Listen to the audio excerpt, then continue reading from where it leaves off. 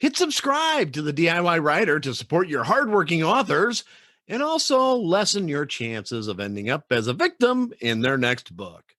The world's largest UFO conference, Contact in the Desert, announces the launch of their 8th annual and very first virtual event. This event is focusing on UFOs and the year of science, also consciousness and the future. This will be held June 24th to 28th, 2021. Contact in the Desert is renowned for its top lineup of experts in the fields of ufology, forbidden archaeology, government disclosure, alien phenomenon, crop circles, and much more. Contact in the Desert already is the largest UFO conference in history and will now be the largest UFO conference in the virtual world, with over 60 lectures, 40 workshops, 11 panels, featured speakers presentations, virtual tours to Giant Rock, and other interactive events. Go to contactinthedesert.com for more information and get your tickets now. Hey, this is Jeff Bacon with DIY Writer, the podcast. And we have a second round here with Kayelle Allen. Kayelle, how you doing today? I'm great. How are you? That's awesome. We're just kind of chatting a little bit. Believe it or not, I know it's really hard to believe that Kayelle's got like another book coming out. Another book. Holy cow. What'd you do this year? You got 3 out, don't you? I had one out that was in February, and in January I was in an anthology. This month I have another book coming out. Next month I do, and then I have one in July and one in August. Wow. And I will have one either, it won't be June, it'll probably be September. It'll be something completely different. It will be a coloring book with the character behind me. A coloring book? A coloring book, adult coloring book. Kids could do it too, if they want it, but it's made for adults. It's that very fancy background, and then him, that's Pietas, and in all sorts of different poses. So, and it'll have a little snippet of a story for each picture, so that there's something to go with it. Something different. So we were just talking about computers and graphics and all that kind of stuff. And you were talking about some of the programs that you use. What do you use to make your coloring book? Photoshop. Photoshop? Adobe, yeah. Photoshop. Okay. Yeah, it's I went in and set up the size to be 8.5 by 11 inches instead of pixels, and they made it a higher resolution. And then I sized the images that I had for that. And there's a structure you go through. I've got this little hand scrawled note to make. You can actually take a photograph of anything and turn that into a black and white color line drawing. It's amazing. Really? Yeah. You drag the picture in, and then you hit Control J in Photoshop. It's makes a copy of the layer, an exact copy. See, you desaturate that, then you duplicate it again and invert it, and then you go over to your styles and you pick color dodge, and then you go up to filter, get Gaussian blur, and then you just play with that until it looks right. And honestly, it's amazing. It is so easy. I can those out in less than a minute. I can do one, and then after that I just import it into Photoshop again as that and put a background on it and other little details, and that's how I put it together. So it sounds really easy. The hard part is figuring out what the background should be. Oh, really?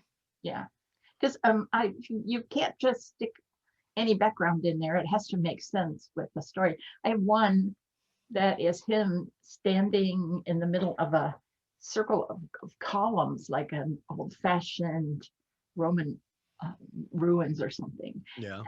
It didn't have the background behind that it did. So I had to take all of that out, and then I had to turn that into a coloring book type, a line drawing. Then I did the background, which I decided would be clouds and some trees. So there was like 5 layers in that thing, all with different aspects, but I had to invert each one and create that coloring book look with each one of them, and then make it kind of compacted so that it wasn't as heavy, because it'd be huge amounts of megabytes otherwise. It had all those layers. So I've learned a lot, compact the layers. What do they merge layers? I get to talking about it and I have like, stupid tongue. I can't tell you what it is. I can do it. I think I can drive to a friend's house. I could never write them a letter because I don't know their address, even though I've been there 3,000 times. That's hilarious. Yeah, Oh, shoot. Mhm. So you've got the Ring of the Dragon that came out April 16th. Yeah, and next week. Yeah. I couldn't believe today I did all the final edits. It's got the cover, it's got the back matter, it's got the front matter. I've done every spell check known to man. My editor has picked it to pieces. It's done. It's ready to go. And I just don't want to let go of it because I just like, oh my God. I think every writer has that. You hit that publish button. It's every time. This is my, I think, 20th book. Every time I have that, oh my God, Oh, and you know what? I forgot. I actually did have another book. I had a book come out in March.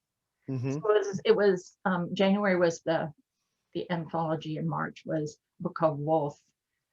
It's actually a re-release, and I put it as perma-free because I want to get people interested in the rest of that series. And then Surrender Love is the first one right before this book, before Ring of the Dragon. And then after that is Forever Love. And each of these books, Surrender Love has a short story that goes with it. It's like, I call them an expanded epilogue. You have an epilogue in the story, but then what happens next? There's a little bit that's between that book and this book that I wanted to be able to tell. So I wrote it as a short story. And readers can click the link to get that at the end of the book. And then at Ring of the Dragon, there's another little piece. I really couldn't fit it into the story, but it was something that was sort of hanging, like I need people to know this. So I wrote that as a short story and did the same thing and has a link. And I have something planned for Forever Love, but I'm not sure what it's going to be yet. So all three of those books will each have their own little separate thing. And that's just sign up. Remember we were talking about how you interview your characters? Yes. At the end of your book. So this is similar. The idea is to get people to keep reading and see what else and pull them into the next story. Very cool. So what can you tell us about this Ring of the Dragon? Ring of the Dragon is about Pietas, who's the king. At the end of well, first of all, he and Luke, whom he calls Psychon, that's his immortal name. He and Luke have been together thousands of years. They met, oh my God, 9,000 years ago or something. Mm-hmm. And they've always been friends, but they've also been lovers. They've been battle companions, shield brothers. They fight back to back. They fight side by side. No matter what it is, they're there for each other. And Luke has found someone else. He and Pietas broke up a long time ago as far as being lovers. Pietas' right-hand man and his general, his second in command, but that's it. And he's found someone, and Pietas all these years has held on to the hope that someday Luke would forgive him for what he had done, and it was bad. But he would forgive him and finally come back because that's where he belonged as far as Pietas is concerned. So in this book, he's realized that Luke wants to forever marry. He wants to have an eternal bond with this other immortal. And he is like, I can't let that happen. I've got to show him I'm the one. And so they have this big fight, and it ends with him saying, all right, you think you can't trust me. Let me prove you can trust me. Give me something that no one else can do. Give me something I can do that will prove to you that you can depend on me.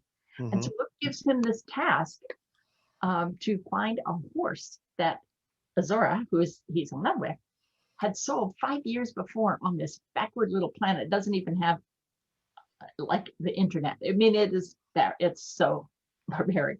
So Pietas says, yes, I can do that. And he thinks it's just going to be a piece of cake. And he spends 2 weeks tramping around on the planet trying to find a horse. So it changes him because he's starting to see what the world was like where Azora left from, why he left this world, why did he Why did he do the things he did, and how much strength it must have taken? So I don't want to give away the story, but Right. he's starting to get the idea of maybe I should do something a little different here. Pitos does not learn things fast. If he's a Yeah. quick learner, that doesn't mean he learned any lessons. Right. But, yeah, he's a bit of a narcissist as well. I mean, he's gorgeous and he knows he is. Mhm. And he's used to people just doing things for him. So when he's on a planet where he's the alien and he doesn't look like everybody else and he's kind of the outcast, he has a lot of changes to go through. And that was so much fun to write this book. There's a lot of humor in it because Piatos he's the king and he's very dignified, but he is so funny. I mean, he takes things so seriously that other people around him screw with him. And Oh, and so he ends up going, oh God, it's just, I love writing about him. He's just so much fun to write. He's a wounded hero with a huge heart. And this book really gets to readers who want to know more about him. Read this one. It is going to be the best book about Piatos I think I've ever written. He was in A Stolen Heart with Luke, and it was another, you want me kind of story. yeah. Luke was like, no, I don't. And at the end, you would think he got the lesson, but no. Which is hard for a narcissist to get over. It is. It is very hard. And it's not like he isn't a narcissist, like for no reason. He's brilliant. He's a scientist. He's a warrior. He's just a genius when it comes to anything with genetics. Amazing. And the things he knows, he's lived thousands of years and he has an eidetic memory. He says every now and then, I really wish I could just take some things out. My brain's going to get so big it'll take over my entire body.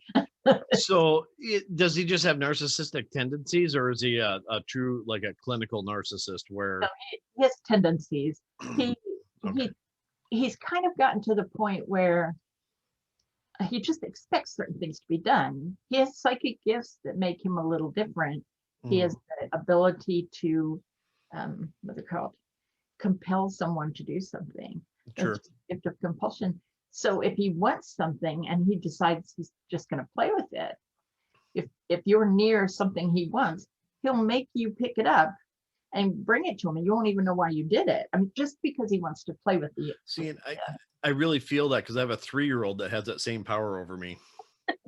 Yeah, that's about the. Oh my God, yeah. Luke says he's a 12,000-year-old adolescent. I actually have 4 daughters that do that to me. Oh Crap. my God, yeah, yeah. Can you get that for me? And he doesn't even have to ask; he just does it. But the other thing he has is a gift called chaos. Chaos is he can make things completely jumbled in your mind and your emotions all screwed up with no outside, nothing touching you, nothing. You don't know why, but you can't think straight. He will use it on the battlefield. My wife does that with text messages. Hey, we're yeah. The idea of having gifts that you can use to change other people. He uses it carefully, but he doesn't hold back at all. If he wants something, he uses the gift of chaos in one critical point in the story, and it's the first time I've ever really let anyone see him do this straight out in a story. It's always been talked about. There's been little hints of it here and there. And for a while, the gift was lost to him, and it drove him crazy. He kept trying to use it, and nothing would happen. So like levitating, something. It was like if you could levitate, he'd be like, "I know it can do that." No, nothing. It was because he was with someone who was completely immune to any of that, and he had no idea. He didn't know that could be a person like that, and it turned out to be. That was in the book Bringer of Chaos. Well, it's actually the Bringer of Chaos series. And the book, there are 2 books in that so far, Origin of Piatos and Forged in Fire.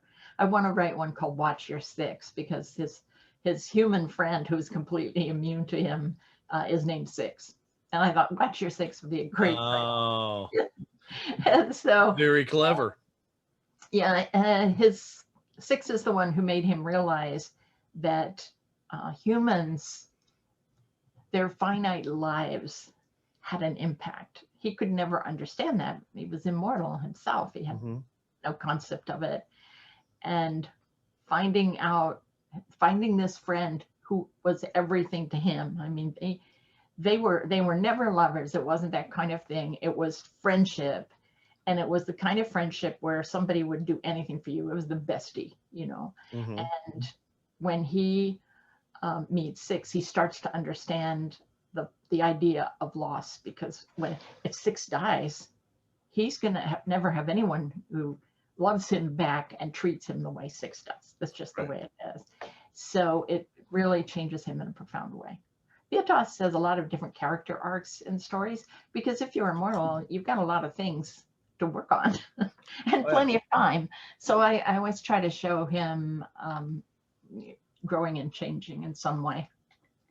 I love the ebb and flows of immortals when when you get into a book like yours, and how they can kind of, okay, they learn and they kind of you know um go through an evolution, then all of a sudden something happens and it's like, screw it, I'm back down here, and then they build back up in a different direction, and all those things build into the personality that you're reading about right now. And I think that that gets very complex, but it's also very interesting, especially when they flash back to a previous book, and it's like, oh, so that happened, oh yeah, okay, I get it now, I get why you're reacting the way you are. And Yeah. you know And readers, if they read all the different books, they'll really understand the whole story. Because I don't put everything in one book.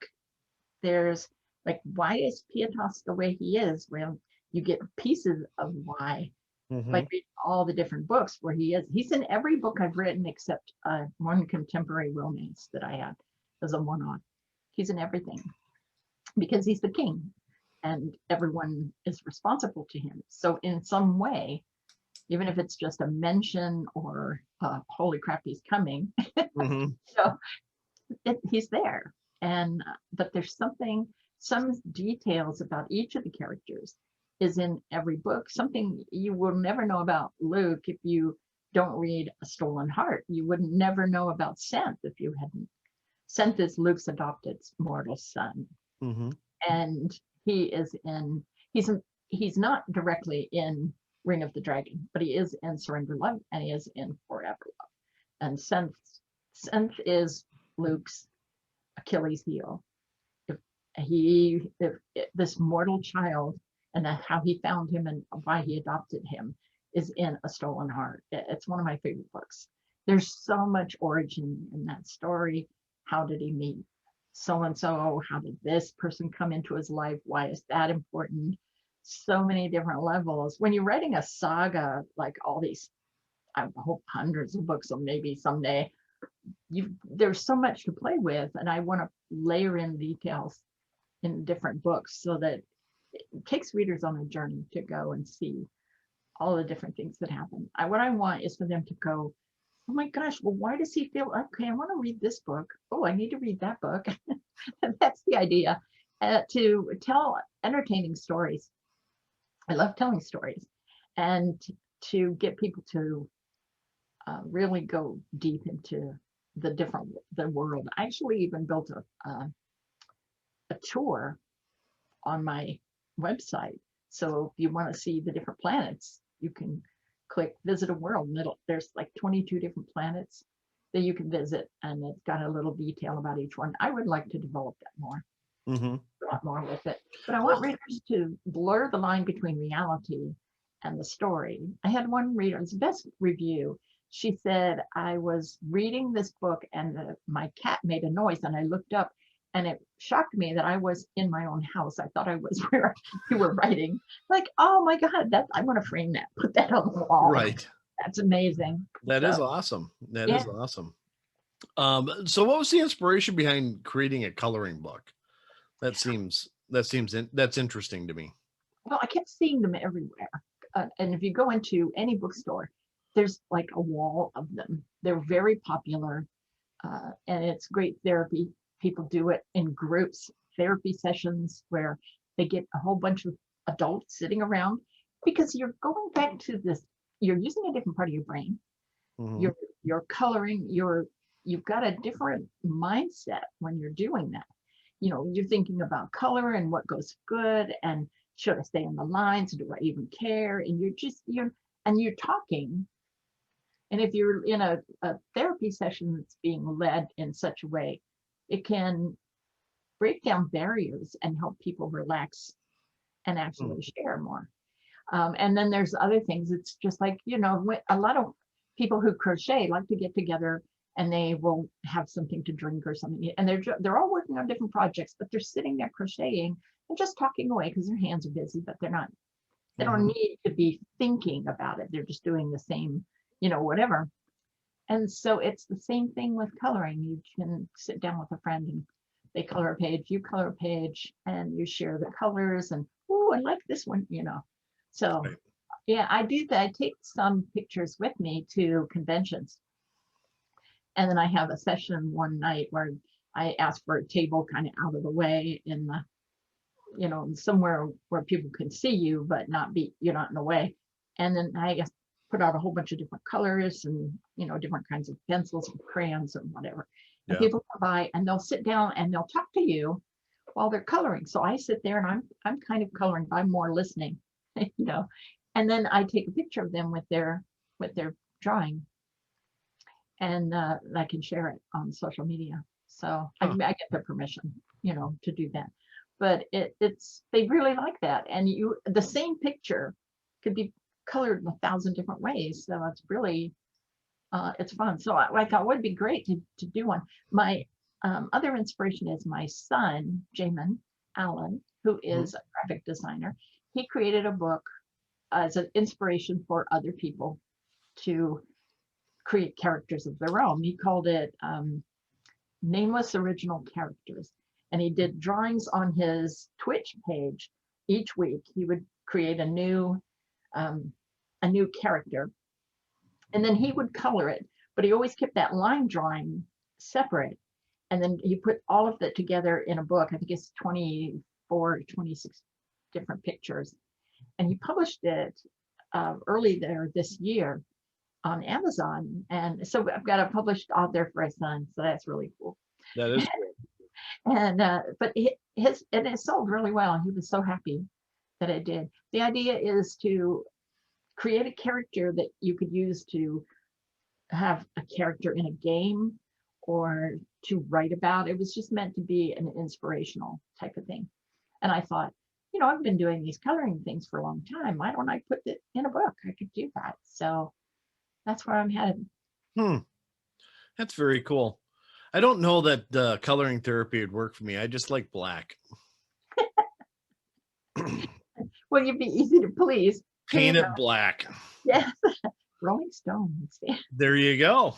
Oh yeah, I remember that song. I can hear it in my head right now. Yeah, that was a good song. It was a good song. I don't know why, but it always kind of resonated with me. I just, Me too. every now and then I pull it up and listen to it. Like, yeah, paint it all black. Do it. Yeah. Whatever. I have to say that there are a lot of oldies that I immediately turn off because I don't need it in my head. But that's one. Oh, I'm not one of them. I will listen to that one.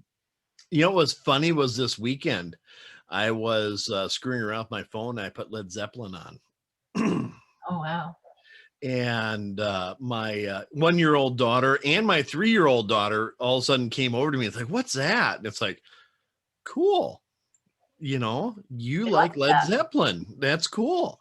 They And I got. played the Immigrant Song. They thought that was funny. Oh And, my God, I love that song. and what was the other one that they really liked? It escapes me. I can look real quick, but it's not that important. But there's like 3 songs from Led Zeppelin they really liked, and then I put AC/DC on there, just ran away. But that's all right. Yeah, AC/DC, the voice of the main singer to me always sounded sort of weaselly. I love the music, but I didn't like the sound of the voice. I'm sorry. Either one of them, because there's 2 singers. Is that what it is? Oh wow. Yeah, there's one. Did the first one die or something? I think, or something like that. You know, But yeah, there's two singers. We had two little cats, and we called them AC/DC. Oh yeah. They were electrically charged, believe me. They had the zoomies all the time. It's like really interesting Well, feeling. you've got you've got Tesla on one side Yes. and Edison on the other. Oh my God, that would have been good names. Yeah, there you go. You could Yeah. have four cats then. AC/DC, Tesla, and Edison, and see who gets along with who. Oh my gosh, that would be funny. Now I would kind of like to do that. It'd be really weird if Edison all of a sudden cuddled up with DC. Well, yeah, could happen. It could, but it would cause a wave through the scientific community that no one's seen yet. I was reading something about Tesla recently where he actually x-rayed his own foot. He had created the machine Yeah. to do it, and you could see the buttons on the shoe, where you lace it. Mm-hmm. And the man was a genius. I just feel sorry that he had such a tragic end. Sort of like Mozart, that brilliant mind and absolutely tragic end. It's very sad. It is. It's very sad. And the other thing that I think is really, it's sad that Edison wasn't as smart. I guess, because most of the stuff that Tesla did was way superior to Edison. And go ahead and argue with me if you want, but I mean, his inventions and his theories behind things worked a ton better than anything Edison put out. It's just that Edison had the political pull, and he was get his way, and when you're going through high school and reading about Edison, you're thinking, man, this guy was a great guy. Then you read the biographies and everything that happened between Tesla and Edison. You're like, this guy's a weenie. Yeah. What the heck? What a crybaby little, Well, if you look at a lot of history, if characters we don't know anything about or we think we're heroes turn out to be kind of douchebags, as well. So yeah, we're not taught the truth in school. I don't think we're taught what sounds good. I like reading about Grant, Ulysses Grant. I haven't read much about him. Oh, so the generals, when Lincoln was president, evidently, they're all being really nice and they're not really fighting the war, the Civil War, the way they should. And Lincoln just got really angry and decided, you know what, let's put the drunk guy in charge. So they put this guy named Grant in charge. And of course, he's got a buddy named Sherman. And they decide, you know what, we're just going to fight this war like it's an actual war, and then rip the crap out of the South. And it's like, okay, everything was kind of civilized up to that point. And then when Grant got in charge or got put in charge, it's just like, screw it. They're enemies, kill them, and it was a change in the war, and then when he was president, he wasn't much different. It's just, and you read about what a jerk he was. And, in the history books, he's like, well, he was the general that won the war. No, he was a complete, he was a jerk. Some people are insufferable, but they manage to get things done. Yeah, that's kind of the way he is. But sounds familiar, doesn't it? It certainly does. It certainly does. Who else is like that? No one I know. Just kidding. Just kidding. We're not going to get into any politics or anything. Currently, not even going to name Pietos because he's, I'm sure, not insufferable. I'm sure he's not either. He's beautiful. So we're talking about graphics, and you're talking about some of the programs that you use. And Photoshop is one. Canva is another one that you use. Right. Do you like Canva? It doesn't do very much. It's very limited. But if you are a Photoshop person and you've used Photoshop for a long time, Canva is just like Photoshop 10 years ago. Really, it's okay. If you have no training at all, it's great. And I just got a thing from AppSumo called Stencil. It is really good. It's very simple. Uh, you have you can click a picture. It'll go right into the place where you need it to be. It'll be centered. You can kind of play with how you want it, and then you click quotes, and it'll have different kind of quotes. So you can put a quote over there, and you can change the quote, make it whoever you want, or you can just go with, hey, I need something inspirational. And you type in the idea of what you want, like spring, or happiness or whatever. And a whole bunch of things pop up. And it's got millions of pictures that you can use through Pixabay and another couple of sites that are copyright free there and, public domain. And then you can even import your own. So I pulled in covers from my books, and I wrote some quotes from my books, things that characters say, and played with that. And I've made some because I have a Facebook group called Kayelle's Keepers, and it is all any kind of reader and authors and whatever are in there. It's not just for me. And it's I put up a thing of what are you reading? And so I had different kinds of background pictures with books or people reading books or that kind of thing. And then I just use the phrase, what are you reading? Or share what you're reading. Tell us what you're reading today, that kind of thing. And I made a whole bunch of them and just downloaded them. It took me 30 minutes to make maybe 10 or 15. That was so quick. So it's a very, very easy program. If you haven't heard of AppSumo, it is a program, a company that does like anyone with software that wants to kind of get started. They've got the program. They've got everything set up. They just need someone to help sell. Sure. They will go through AppSumo, and AppSumo will give you like, maybe your regular price would be $199 a year for the service, but through AppSumo, you can sell $49, you get lifetime. Sure.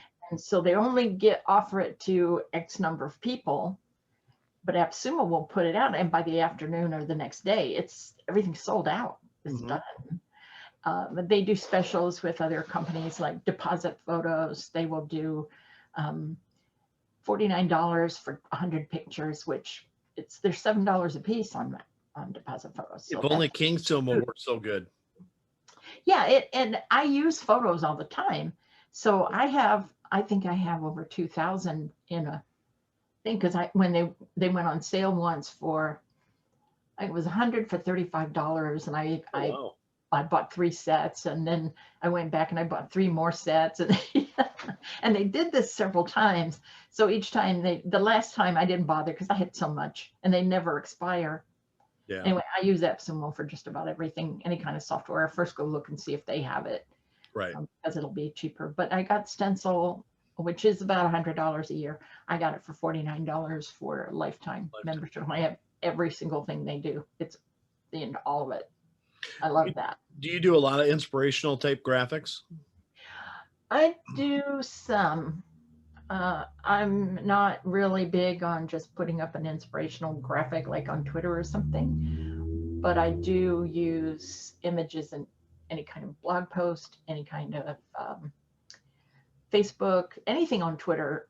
I think I've had maybe one picture in the last 2 years that didn't have, or one tweet that didn't have a picture, and it was because I screwed up and just forgot. And, oh, damn. Because you don't see them. I tried one inspirational quote or inspirational saying, I guess, that I made up, and it didn't work out well. I had one the other day that really bombed. It was a joke. It was great big letters that said "for you," and this teeny tiny little word something, and it was a little something. That was the joke, and nobody could get it. Oh, I got you a little something. That was the whole thing. No, just I put down, if you ever think you're worthless, look up the price of your kidneys on the black market. Oh my God, there's the thought.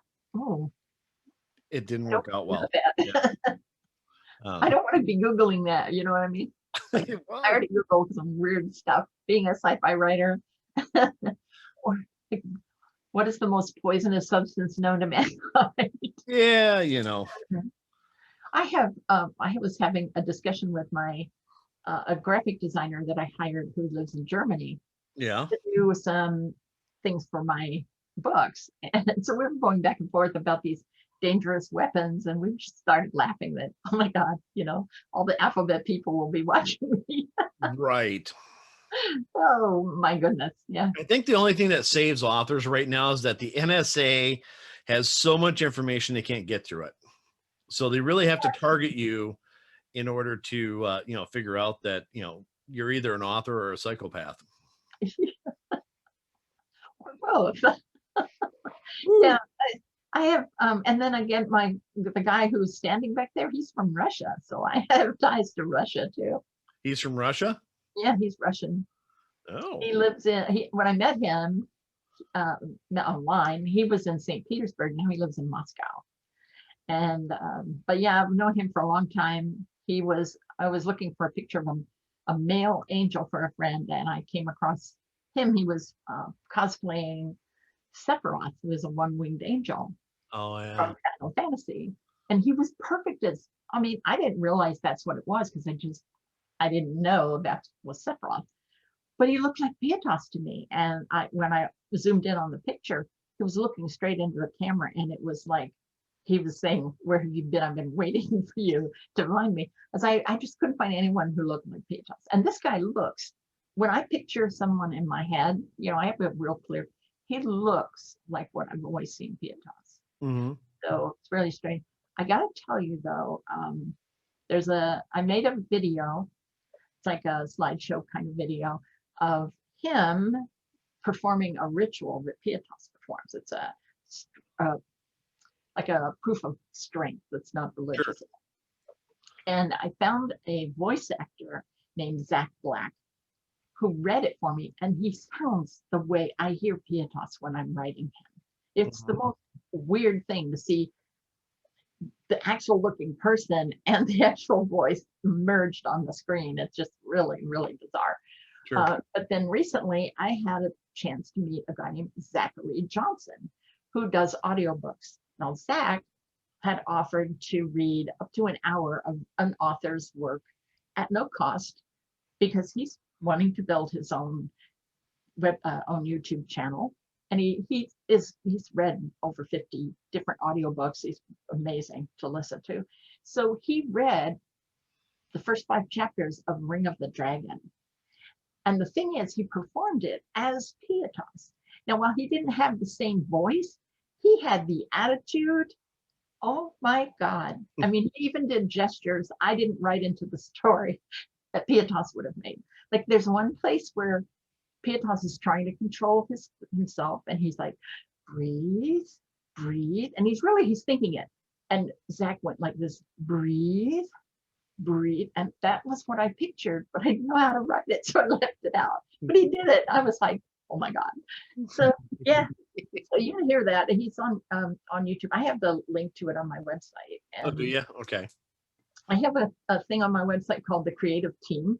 And these are people that I work with who do things like the art. Nick is on there, the cosplayer who plays Pietas, his photographer, the person who designs my website, all those kind of things. So there's about maybe a dozen people or so. And on that Creative Team page, it's under About, Zach is right there. I just thought it was so funny that the 2 people who portrayed Pietas in voice are both named Zach. How weird is that? What are the odds of that? I have no idea. But it's the universe speaking to you. It is. They're channeling Pietas is what it is. He really acted. There's a line where it says that Psychen is looking at him with this look he gets where he's not sure Pietas knows what the adults are doing, if he doesn't understand. And then he read it with the attitude that I had in my head of what he should sound like. So it was really good for me, because I found that I could write in such a way that the character came across. And that was amazing to me. So I do this weekly Wednesday night book club on Zoom with author Lorelei Comfort. In fact, I'm on tomorrow night as her guest. And I brought Zach with me a couple of weeks ago so that he could be he could interview him and talk to him, and he just won everybody over. He's funny. He's got a great laugh. He's personable, and answered all kinds of questions about how audiobooks are done and why does it cost so much, and what does he do? It's not just him standing there reading it. There's a lot more that goes into it. Like an author, you don't just write it down and throw it out there. There's so much more that goes into writing a book. And so anyway, he was amazing. So Zachary Johnson is just, I'm really impressed, I have to say. And I hope people go look on that creative team page on my website. All the people there are either artists or artisans of some type. Mm-hmm.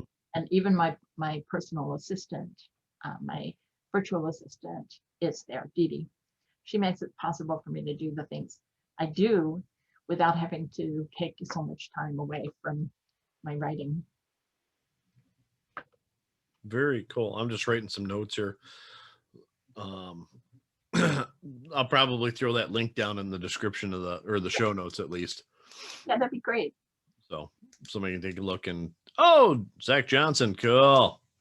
Yeah, he's really good. He does a regular Saturday and Sunday episodes where he reads something. I listened to him the other day reading one where it was part of a 9-book series he's been working with this author on for several years.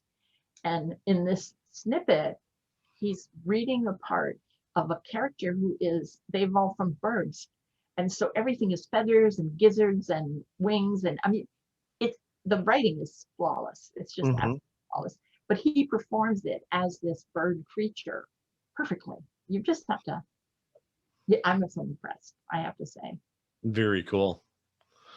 Very cool. Have you ever tried to do your own audiobooks? Yeah, that's why I have Zachary. I have he's reading right now. He's reading Lights Out for me. Okay. It is my what you call a reader magnet. You want to read the story, you sign up for my newsletter. Right. And so he's reading that for me, and I can't wait to hear that. But I've read portions of things. I read the first chapter or something, whatever. Mm-hmm. And I can do okay because I can go in and edit out all the, and the yeah. Even though I'm reading what's there, I still say it. I think there's definitely a skill that it takes to be able to do an audiobook, just because it's not just the voice, but it's also the inflections and the the characters and the voice differences and everything else. Yeah, he did a great job of differentiating. He has this thing. I asked him, how the heck did you do that? There's an android character named Ura who's in this first 5 chapters. He's an important character. And his voice just sounds a little mechanical, but because I'm watching him, he's just talking. So how the heck did he change the voice? And when he goes in and layers in, he said, what you do is like a half a millisecond or some kind of thing where you overlay the 2 sets of words. And so it has that weird sound to it. And it's perfect. I mean, I would have, it was flawless. You can see him performing on this video channel. Mm-hmm. So, watching what he did, normally in an audiobook, you would just hear them. Right. But watching him perform was just so fun because he did all the, the same kind of thing that Pietros would have done. He pressed his forehead or his temples because he would get a headache. I had written him in doing that a couple of times in the beginning, but then I didn't add it and he would do it again. So it was like, he just got the character. Oh, I could talk about him for a while, so I'm sorry. So what else you got going on? Oh my goodness, so much. I read a new book called Writing and Releasing Rapidly. Mm-hmm. I have a lot of books out and I'm always interested in writing more. And I have a lot of ideas, but I kind of had the idea that I had to write these bigger, because it's sci-fi, so it usually is a bigger book. The Surrender Love is 125,000 words. Ring of the Dragon is about 72, so it's much smaller. And then Forever Love, I don't know, it'll be 85, 90,000 by the time I finish.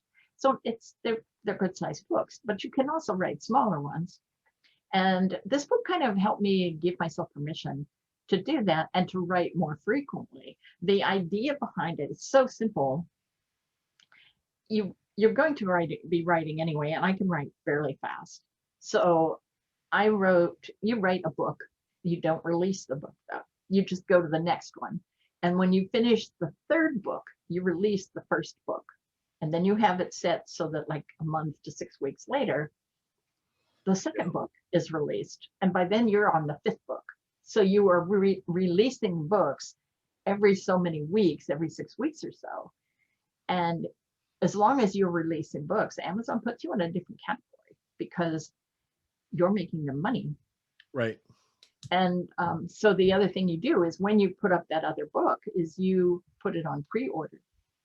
So because whatever sales you make on pre-orders counts as your first day sales, which can put you into a different category, can put you in the top 100, which is where you want to be, of course, because people who go, well, I wonder what's new, they click that button and go to their category, and the first 100 pictures, the first page is 50 books, and so if you hit the next page, you get another 50, and after that, it's just whatever, a bucket, you know, you're not seeing.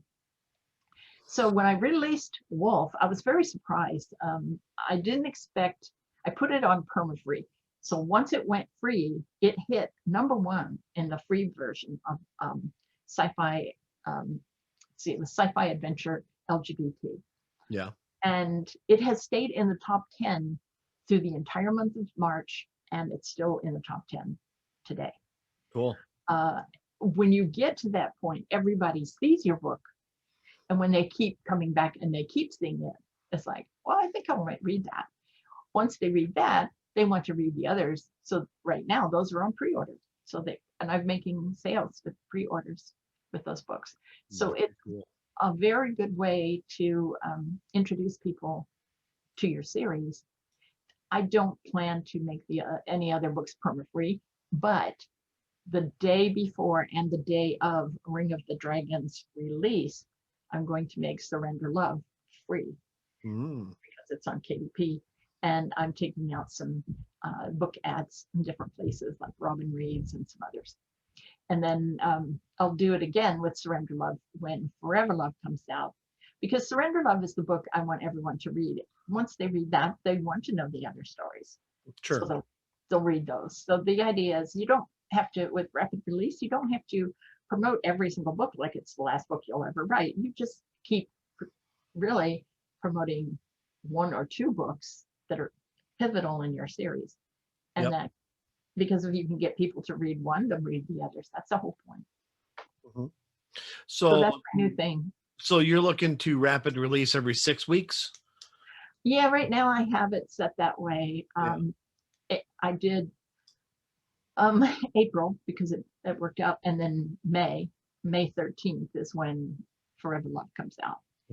I just finished writing it the other day, and I'm still about 20,000 words short. I need to put flesh on the bones, you know, some areas, but it's finished, which thank God, because I hadn't done pre-orders really before. And here's the thing with Amazon: if you miss a pre-order, anything else you have on pre-order, they're all taken down. Yep. And you can't pre-order again for a year. If you miss that, you can never do it again. So you really better know what you're doing. But I wanted that pressure on myself because I thought, I have got to finish this book. I've been putting it off for a long time. So that was really, and believe me, that was a lot of pressure, but I did it. It worked. Yeah, it worked. It worked. I don't really want to do that all the time, but it is something I can do. I have a friend named Casey Rose who told me about a company called BBB Publishing.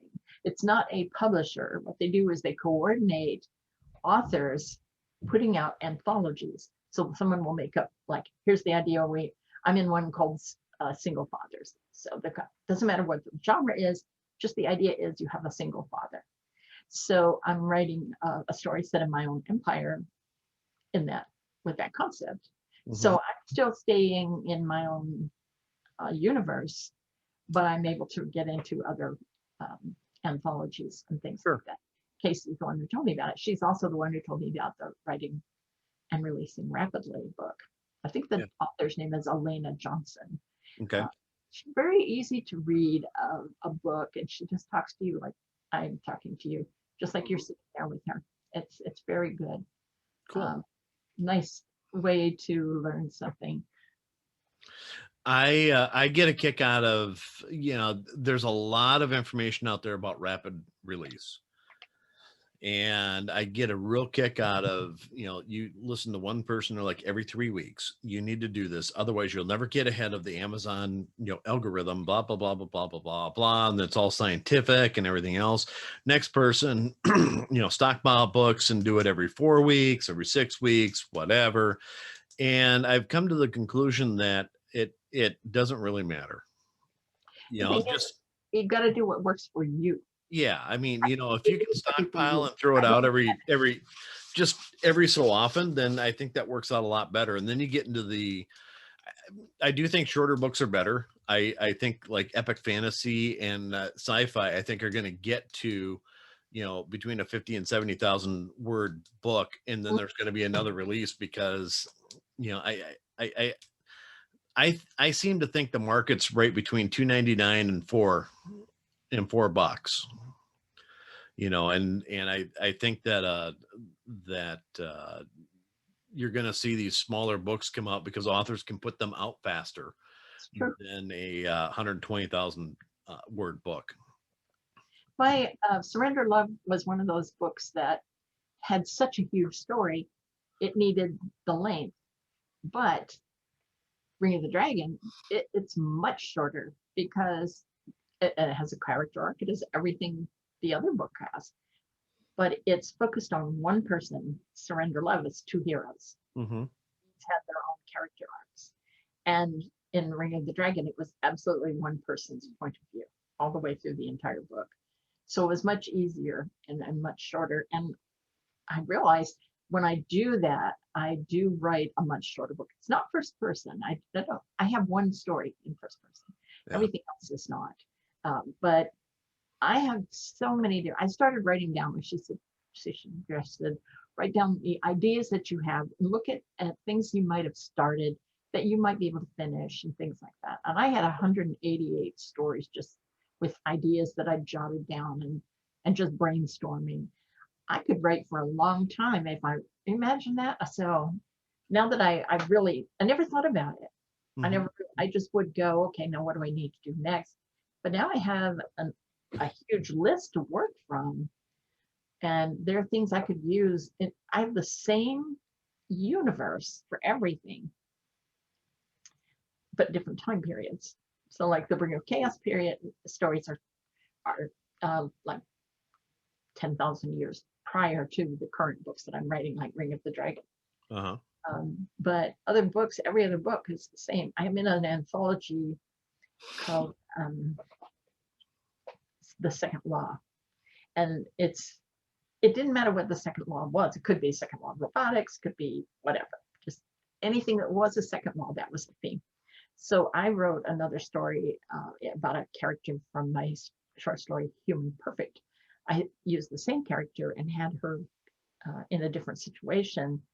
And I was inspired by that. I want to write a sequel, but I want to do a novella, like something 40,000 words maybe, of her realizing where she's been manipulated.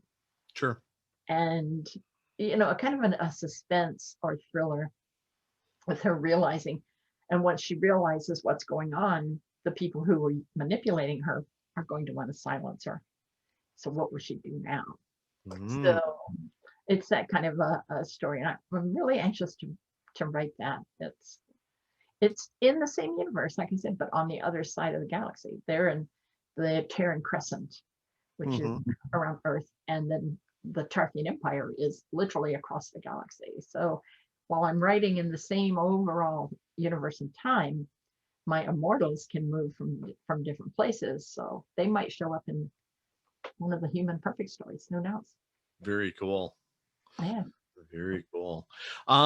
Just kind of running up on a little under an hour here, so we should probably have any last words for the audience, your readers, or anybody else? I appreciate them being here. Well, yeah. Well, sign up for my newsletter. I have a new program where you sign up. You can become a Tarthian citizen, Tarthian Empire citizen, and once you're a citizen, you have the choice to become immortal. So you were getting emails from the Empress herself. Oh, It's really neat. so that's kind of like that thing where you buy a little square of Scotland, and now you're a Scottish. Yeah, that's right. And now you're an Empire citizen. Okay. And once you get that, then if you decide, yeah, I want to be an immortal, then Pietos himself will send you emails. And then I put at the bottom of each email, it's really just me because Wi-Fi between here and the Tarthian Empire is killer expensive. There's no fiber to the home there. You know, it's going to take a while. How long can you wait? How long can you wait? Yeah. Well, light years. Late years, Light years. Yep. Yeah. Well. 12 parsecs. All right. Hey, Kayelle, it's been very cool chatting with you again. I hope you come on again soon. You got a few more books coming out this year, as we talked about previously. So, but right now, as you're listening to this, go out and look for Ring of the Dragon, an immortal science fiction romance saga. And that will be out April 16th. So you should be waiting for that with bated breath. Definitely. Thank you very much for all the tips on graphics and everything else. And congratulations on all the book releases in your anthology so far this year. And can't wait to see what else you got in the cooker. Thank you. All right. Well, this is Jeff Bacon with the DIY Writer Podcast telling you have a great day and keep your chin up because things can only get better, right? Anyway, have a great day. Bye-bye.